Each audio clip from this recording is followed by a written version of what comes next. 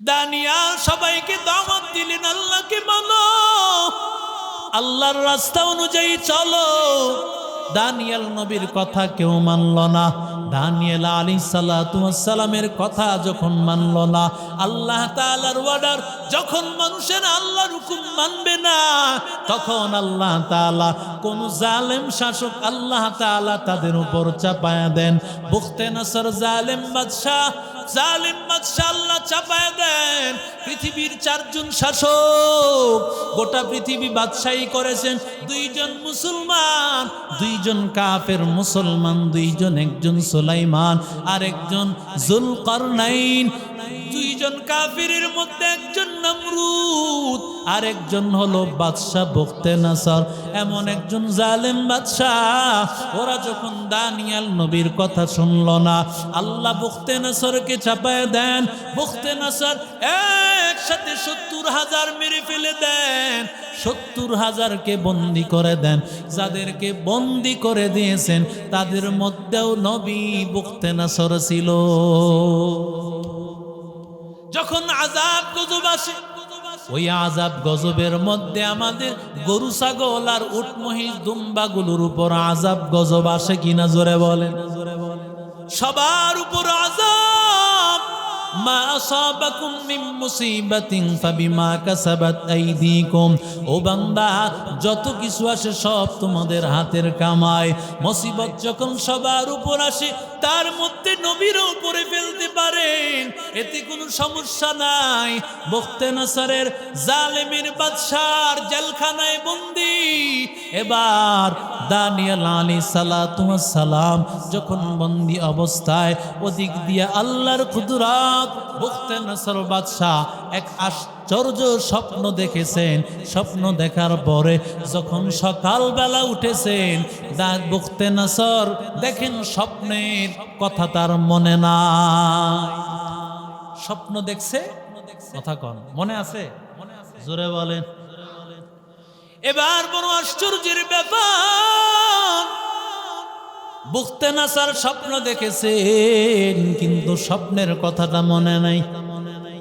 আল্লাহ তাআলা বলেন, কুল লা ইয়ালামুল গায়বা মান ফিস সামাওয়াতি ওয়াল আরদিল গায়বা ইল্লাল্লাহ। আল্লাহ বলেন, নবী জানায়া দেন, আসমান জমিনে কেউ গায়বের খবর জানে না, একমাত্র জানেন কে? আরো জোরে বলেন কে? আমার আল্লাহ ছাড়া কেউ জানে না। এবার বুখতে নসরের গণক এই লোকগুলো দাবি করতো আমরা গায়েবের খবর জানি। বুখতে নসর চিন্তা করলেন, আমার গণকেরা দাবি করে ওরা নাকি গায়েবের খবর জানে।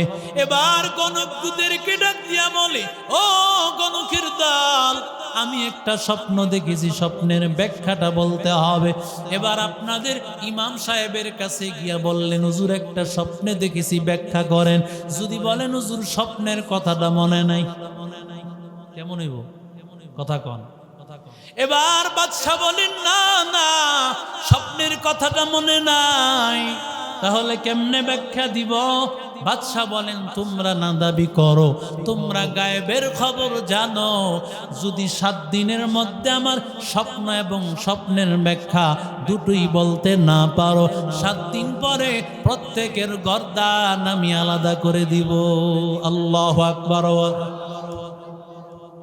এরে নবীর আশিক উম্মতের দল, ওদিক দিয়ে দানিয়েল নবী, আল্লাহ তাআলা দানিয়েল নবীকে জিব্রাইলের মাধ্যমে জানায় দেন, ও দানিয়েল পয়গম্বর, বুখতে নসর স্বপ্ন দেখেছে, আমি আল্লাহ আপনাকে সেই স্বপ্নটা জানায় দিলাম, ব্যাখ্যাটাও জানায় দিলাম, আপনি জানায় দেন। এই স্বপ্নের ব্যাখ্যা আপনি ছাড়া কেউ জানে না। এবার দানিয়েল নবী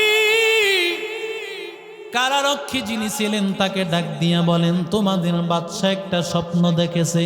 বলে, হ্যাঁ একটা স্বপ্ন দেখেছে। ওই স্বপ্নের ব্যাখ্যাটা বাদশা নিজেও জানে না। বাদশা তার গণকদেরকে 7 দিনের আলটিমেটাম দিয়েছে। 7 দিন কেন, 7 বছরও যদি তারা গবেষণা করে তাদের স্বপ্ন তারা বলতে কোনোদিন পারবে না। এরে নবীর আশিক উম্মতের দল, সন্তানকে মানুষ বানাইতে হবে রে যুবক।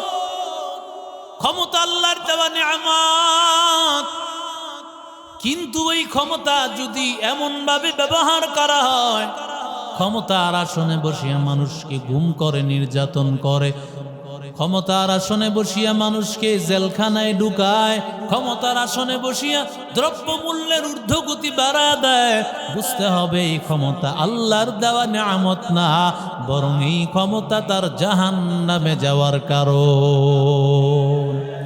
আতিনা ফি দারে দুনিয়া না হাসান, আতিনা ফি দারে উকবা না হাসান, ইয়া গিয়াসাল মুস্তাগীসিন আহদিনা ইফতিখারা বিল উলুমি ওয়াল গিনা, কাদের কুদরত দারি বল কামাল, আনতা রব্বি আনতা হাসবি যুল জালাল, তুহি কাদের জলিলুল্লাহ জাহাদার, বহর হালে তুহি মেরা নিগাহদার।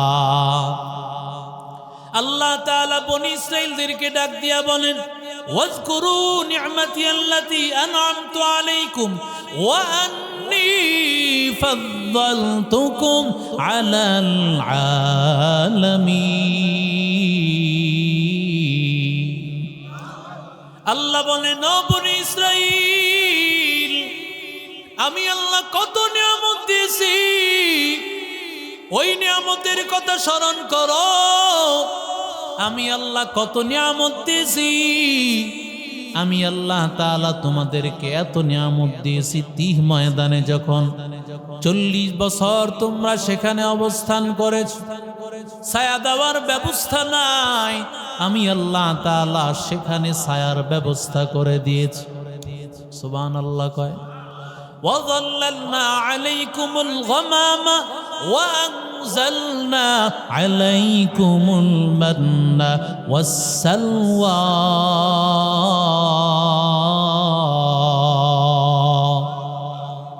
আল্লাহ বলেন, আমি মেঘ দিয়া তাদের উপর ছায়া দিলাম, মান্না আসমান থেকে নাজিল করেছি। এর নবীর আশিক উম্মতের দল, আসমান থেকে আল্লাহ তাআলা মিষ্টি জাতীয় একটা খাবার আল্লাহ তাআলা আসমান থেকে পাঠাইতেন।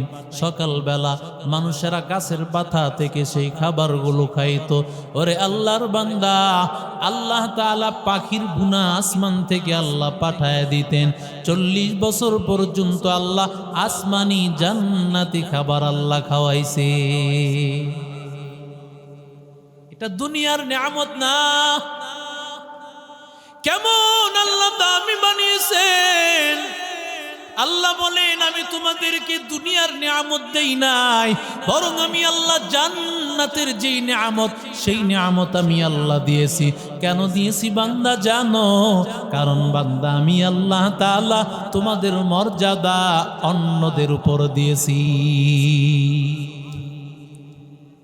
যদিও উম্মতি মুহাম্মদের ধারে কাছেও না। এর নবীর আশিক উম্মতের দল, আল্লাহ বলেন আরো কত নিয়ামত দিয়েছি। মুসা আলাইহিস সালাতু ওয়াস সালামের উম্মতেরা বলেন, আমাদের পানির ব্যবস্থা করেন। আল্লাহ তাআলা ডাক দিয়ে বলেন, ও মুসা পয়গম্বর, ইজরিব বিআসাকাল হাজার ফানফাজারাত মিনহু ইসনাতা আশরাতা আইনা ক্বাদ আলিমা কুল্লু উনাসিম মাশরাবাহুম। আল্লাহ তাআলা হযরত ইয়াকুব নবীর 12 জন সন্তান থেকে বনি ইসরাইলের 12টা গোত্র হয়েছে। আল্লাহ মুসা নবীরে বললেন, পাথরের মধ্যে আঘাত করেন। পাথরের মধ্যে আঘাত করতে দেরি হয়, 12টা রাস্তা দিয়া ঝর্ণার মাধ্যমে পানি বের হতে দেরি না। এরে আল্লাহর বান্দা, কত নিয়ামত আমার মালিক আল্লাহ দিয়েছেন। আল্লাহ বলেন সেই কথা স্মরণ করো, আমি আল্লাহ এত এত নিয়ামত দিয়েছি, এই নিয়ামতের মালিক আমি আল্লাহ। আমি আল্লাহ নিয়ামত দান করেছি, নিয়ামত পাইয়া যদি বান্দা আমি আল্লাহর শুকর আদায় না করো, আমি আল্লাহ তাআলা লাযিদান্নাকুম কঠিন আযাবে গ্রেফতার করব।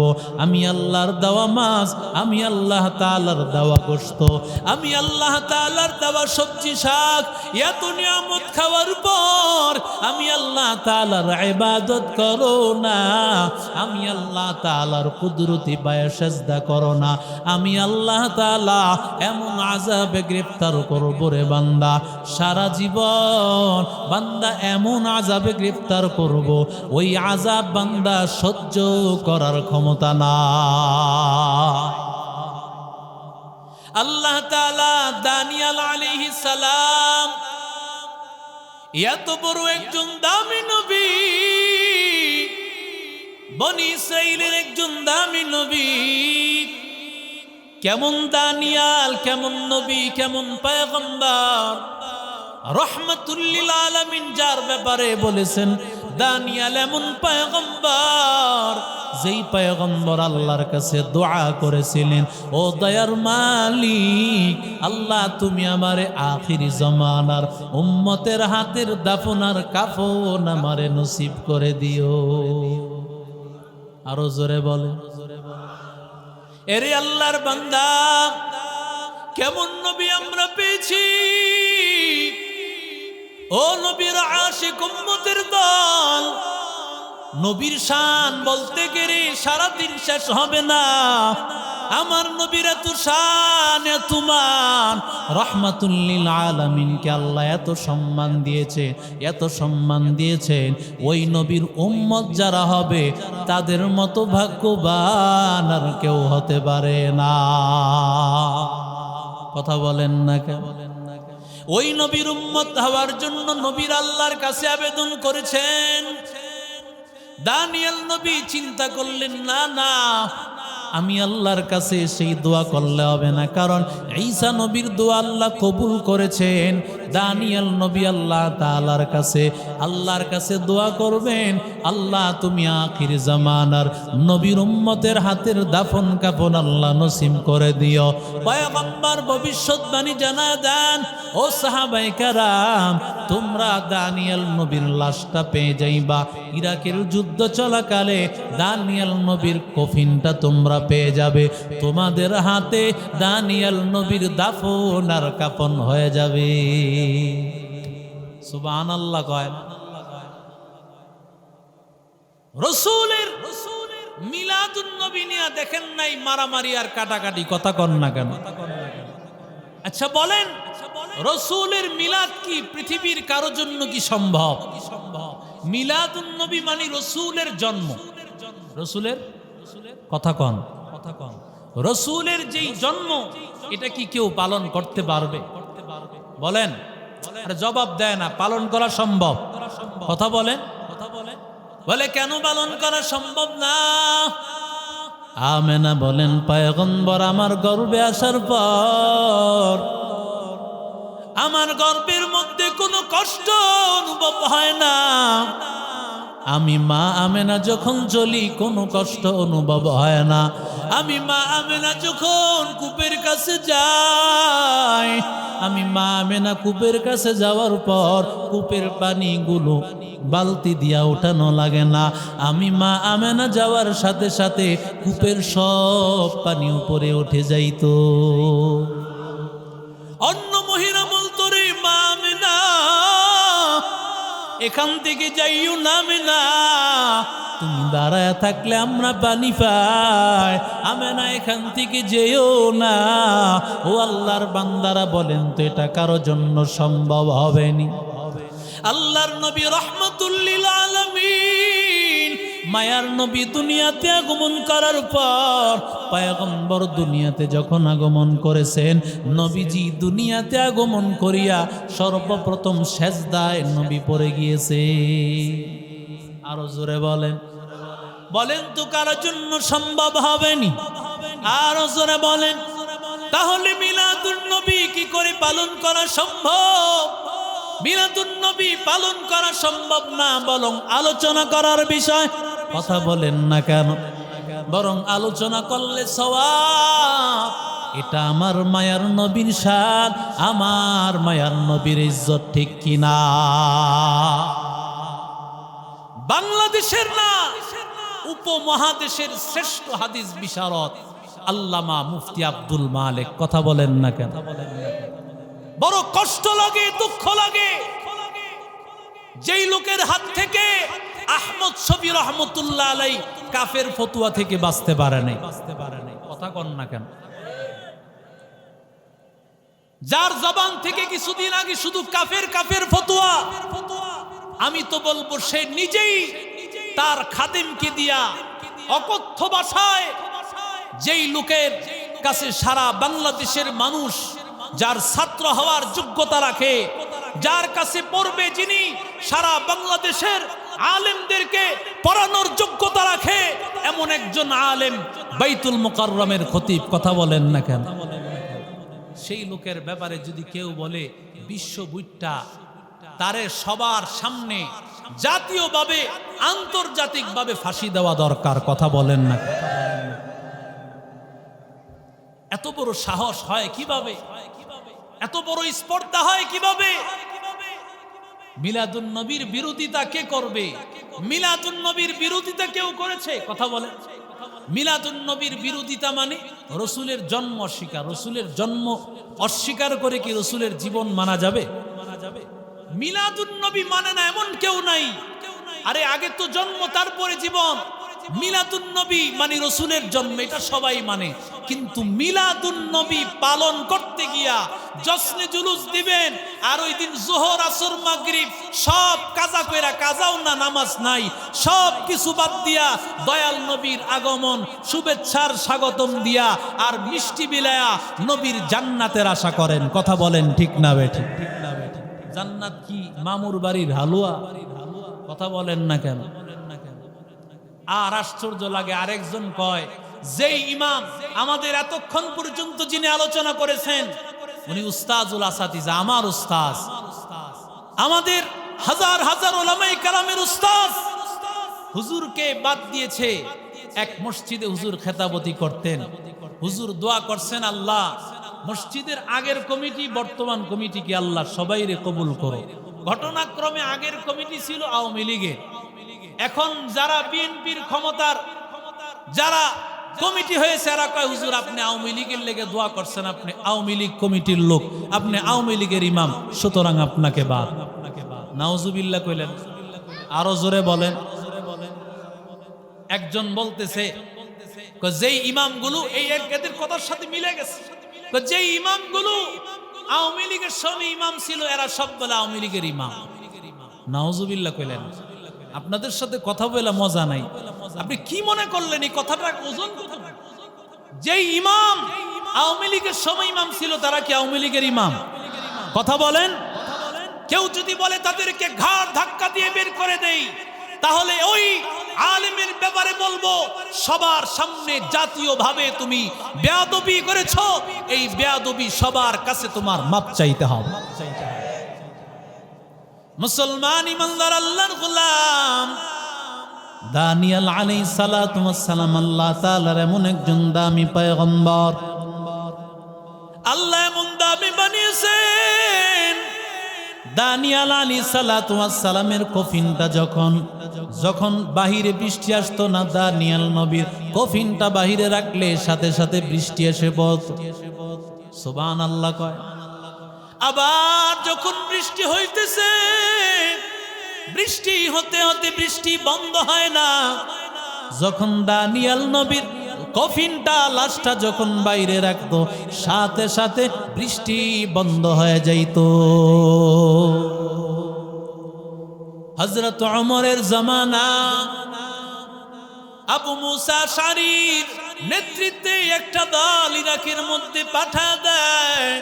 যুদ্ধের ময়দানে তারা যাওয়ার পরে সেখানে তাকায় দেখে একটা কফিন দেখা যায়, লাশ দেখা যায়। এমন সময় আবু মুসা আশআরী বলেন, লিমানিল কাফান, এই কফিনটা কার? আওয়াজ আসলো দানিয়াল। এই কফিনটা হলো পয়গম্বর দানিয়াল নবীর লাশ। এবার আবু মুসা আশআরী জোরে আওয়াজে বলেন, সাদাকাল্লাহ ওয়া রাসূলুহু, আল্লাহ এবং আল্লাহর নবী সত্য কথা বলেছেন।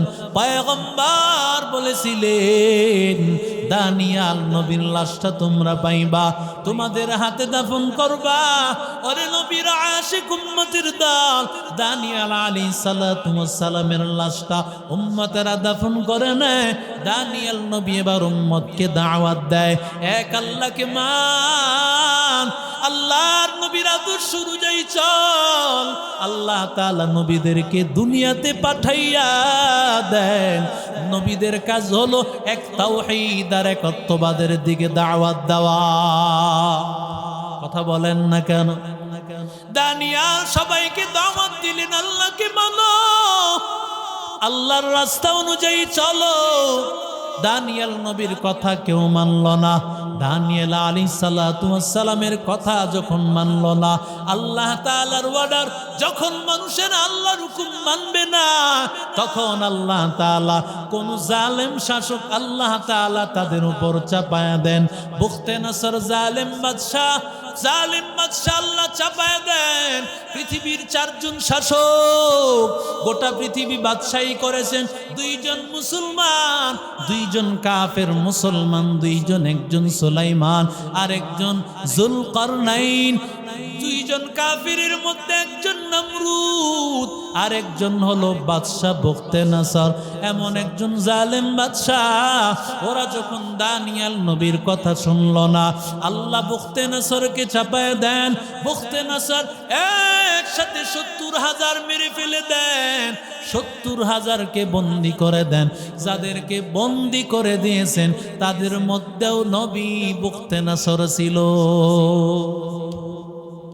যখন আযাব গজব আসে, ওই আযাব গজবের মধ্যে আমাদের গরু ছাগল আর উট মহিষ দুম্বাগুলোর উপর আযাব গজব আসে কিনা জোরে বলেন? সবার উপর আযাব। মা আসাবাকুম মিন মুসিবাতিন ফাবিমা কাসাবাত আইদিকুম। ও বান্দা, যত কিছু আসে সব তোমাদের হাতের কামাই। মুসিবত যখন সবার উপর আসে, তার মধ্যে নবীর উপরে ফেলতে পারেন, এতে কোনো সমস্যা নাই। বুখতে নসরের জালেমের বাদশার জেলখানায় বন্দী। এবার দানিয়াল আলাইহিস সালাতু ওয়াস সালাম যখন বন্দী অবস্থায়, ওদিক দিয়ে আল্লাহর কুদরত, বুখতে নসর বাদশাহ এক আশ্চর্য স্বপ্ন দেখেছেন। স্বপ্ন দেখার পরে যখন সকালবেলা উঠেছেন, বুখতে নসর দেখেন স্বপ্নের কথা তার মনে নাই। স্বপ্ন দেখছে, কথা কন, মনে আছে? জোরে বলেন। এবার বড় আশ্চর্যের ব্যাপার, বুখতে নসর স্বপ্ন দেখেছেন কিন্তু স্বপ্নের কথাটা মনে নাই। আল্লাহ তাআলা বলেন, কুল্লা ইয়ালামুল গায়বা মান ফিস সামাওয়াতি ওয়াল আরদিল গায়বা ইল্লাল্লাহ। আল্লাহ বলেন, নবী জানায়া দেন, আসমান জমিনে কেউ গায়বের খবর জানে না, একমাত্র জানেন কে? আরো জোরে বলেন কে? আমার আল্লাহ ছাড়া কেউ জানে না। এবার বুখতে নসরের গণক এই লোকগুলো দাবি করতো আমরা গায়েবের খবর জানি। বুখতে নসর চিন্তা করলেন, আমার গণকেরা দাবি করে ওরা নাকি গায়েবের খবর জানে। এবার গণকদেরকে ডাক দিয়া বলে, ও গণকের দল, আমি একটা স্বপ্ন দেখেছি, স্বপ্নের ব্যাখ্যাটা বলতে হবে। এবার আপনাদের ইমাম সাহেবের কাছে গিয়া বললেন, হুজুর একটা স্বপ্নে দেখেছি, ব্যাখ্যা করেন। যদি বলেন হুজুর স্বপ্নের কথাটা মনে নাই, কেমন হইব? কথা কন। এবার বাদশা বলেন, না না, স্বপ্নের কথাটা মনে নাই, তাহলে কেমনে ব্যাখ্যা দিব? বাদশাহ বলেন, তোমরা না দাবি করো তোমরা গায়েবের খবর জানো, যদি 7 দিনের মধ্যে আমার স্বপ্ন এবং স্বপ্নের ব্যাখ্যা দুটোই বলতে না পারো, 7 দিন পরে প্রত্যেকের গর্দান আমি আলাদা করে দিব। আল্লাহু আকবার। এরে নবীর আশিক উম্মতের দল, ওদিক দিয়ে দানিয়েল নবী, আল্লাহ তাআলা দানিয়েল নবীকে জিব্রাইলের মাধ্যমে জানায় দেন, ও দানিয়েল পয়গম্বর, বুখতে নাসার স্বপ্ন দেখেছে, আমি আল্লাহ আপনাকে সেই স্বপ্নটা জানায় দিলাম, ব্যাখ্যাটাও জানায় দিলাম, আপনি জানায় দেন। এই স্বপ্নের ব্যাখ্যা আপনি ছাড়া কেউ জানে না। এবার দানিয়েল নবী কারারক্ষী যিনি ছিলেন তাকে ডাক দিয়া বলেন, তোমাদের বাদশা একটা স্বপ্ন দেখেছে? বলে, হ্যাঁ একটা স্বপ্ন দেখেছে। ওই স্বপ্নের ব্যাখ্যাটা বাদশা নিজেও জানে না। বাদশা তার গণকদেরকে 7 দিনের আলটিমেটাম দিয়েছে। 7 দিন কেন, 7 বছরও যদি তারা গবেষণা করে তাদের স্বপ্ন তারা বলতে কোনোদিন পারবে না। এই স্বপ্নে বলতে পারবো একমাত্র আমি। আমাকে জানায় দিয়েছেন মালিক, আমি এই স্বপ্নের ব্যাখ্যা বলতে পারবো। তোমার বাদশাকে গিয়া বলো এই স্বপ্নের ব্যাখ্যা আমি ছাড়া কেউ জানে না। এবার কারারক্ষী বলেন, ভালোই হলো, যদি তুমি এই স্বপ্নের ব্যাখ্যা বলো তুমি ছাড়া পেয়ে যাইবা, আর আমারও ভালো হলো, আমার পদোন্নতি হয়ে যাবে। বাদশার কাছে গিয়া জানায় দিলেন, আপনার দরবারে বন্দীদের মধ্যে একজন, তিনি আপনার স্বপ্ন বলতে পারবেন, ব্যাখ্যাও বলতে পারবেন। এবার আল্লাহর বান্দা বলেন, তাড়াতাড়ি তাকে নিয়ে আয়। বাদশার দরবারে নিয়ে হাজির।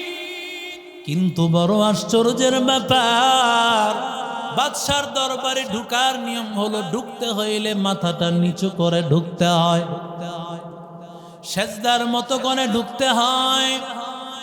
কিন্তু নবীরা কারো সামনে মাথা নত করে না, নবীরা একমাত্র মাথা নত করে, জোরে বলেন কার কাছে?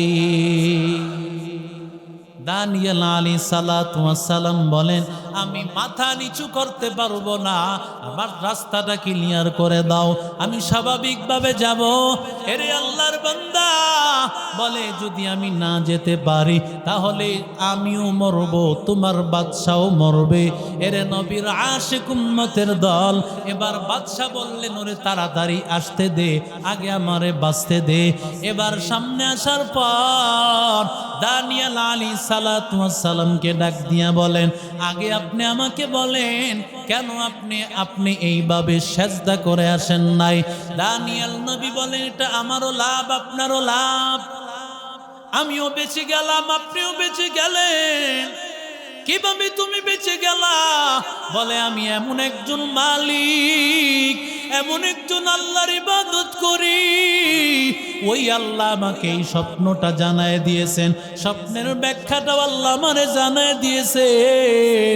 যদি আপনারে সাজদা করি তাহলে আল্লাহ আমাকে স্বপ্ন আর ব্যাখ্যা ভুলায় দিবেন, আর আমি যদি আপনার স্বপ্নের কথা আর ব্যাখ্যা না বলতে পারি আমাকে আপনি মেরে ফেলবেন। আর আমি কিভাবে মরে যাব এটার ব্যাখ্যা বলো। বলে, আমি যদি স্বপ্নের ব্যাখ্যা বলতে না পারি, এমন কেউ নাই স্বপ্নটার স্বপ্নের ব্যাখ্যা বলতে পারবে, আপনি চিন্তায় আর চিন্তায় এমনি মরে যাবে। আল্লাহু আকবার। এবার দানিয়েল আলাইহিস সালাতু ওয়াস সালাম, অপেক্ষার প্রহর শেষ হয় না। দানিয়েল আলাইহিস সালাতু ওয়াস সালাম বলেন, ও বুখতানাসর বাদশাহ, এবার স্বপ্নটা শুনুন। আপনি স্বপ্ন দেখেছেন বিশাল আকৃতির একটা মূর্তি, এই বিশাল আকৃতির মূর্তিটার মাথাটা হলো স্বর্ণের। বাদশাহ বলে, হ্যাঁ এমনই তো আমি দেখেছি। এবার দানিয়েল নবী বলেন, এর বুকটা দেখেছেন রূপা দিয়ে তৈরি। বুখতানাসর বলে, হ্যাঁ হ্যাঁ তুমি যা বলতেছো সব সত্য। এবার বলেন পাটা দেখেছেন, পাটা লোহার? বলে হ্যাঁ হ্যাঁ সত্য কথা বলেছো। এবার বলেন পা দুইটা দেখেছো? পা দুইটা হলো মাটি দিয়া তৈরি। এবার দানিয়েল নবীর এই কথা শোনার পর বুখতে নসর বলে হ্যাঁ হ্যাঁ তুমি সত্য কথাই বলেছো, সত্য স্বপ্নই বলেছো, এটাই তো আমি দেখেছিলাম। এবার বলে তাড়াতাড়ি ব্যাখ্যা দাও। বলে না না, স্বপ্নটা এখনো শেষ হয় নাই। ও বুখতে নসর, আপনি দেখেছেন আসমান থেকে ছোট একটা পাথর, ওই পাথরটা আল্লাহ, ওই পাথরটা আসিয়া এই মূর্তির মাথার উপর পড়েছে। মাথার উপর পড়ার পর ওই মূর্তিটা সব আস্তে আস্তে শেষ। মূর্তিটা একেবারে মাটির সাথে মিশে গিয়েছে। আর যেই পাথরটা দেখেছেন, ওই পাথরটা আস্তে আস্তে মূর্তির চাইতে বড় হয়ে গিয়েছে। আর জোরে বলেন। বাদশা বলেন ভালো বলেছো, স্বপ্নের ব্যাখ্যা দাও। বলে না না, এখনো শেষ হয় নাই, আরো আপনি স্বপ্ন দেখেছেন। আপনি দেখেছেন পুরা একটা মাঠের মাঝামাঝি একটা জায়গায় এই আলোটা এত বড় নূরের আলো, আর গোটা মাঠের মধ্যে ছোট ছোট আলো আরো অনেকগুলো ঝলমল ঝলমল করতেছে। এবার বুখতে নসর বলে হা হা তোমার সমস্ত স্বপ্ন সত্য হয়েছে।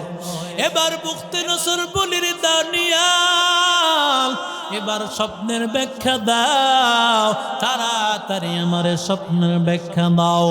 আল্লাহর নবী দানিয়াল ডাক দিয়ে বলে রে বুখতে নসর, তুমি যে মাথা দেখেছো, এই যে বড় মূর্তিটা দেখেছো, এটা কোনো মূর্তি না, বরং আমার আল্লাহ গোটা দুনিয়ার একটা চিত্র তোমারে দেখাইছে।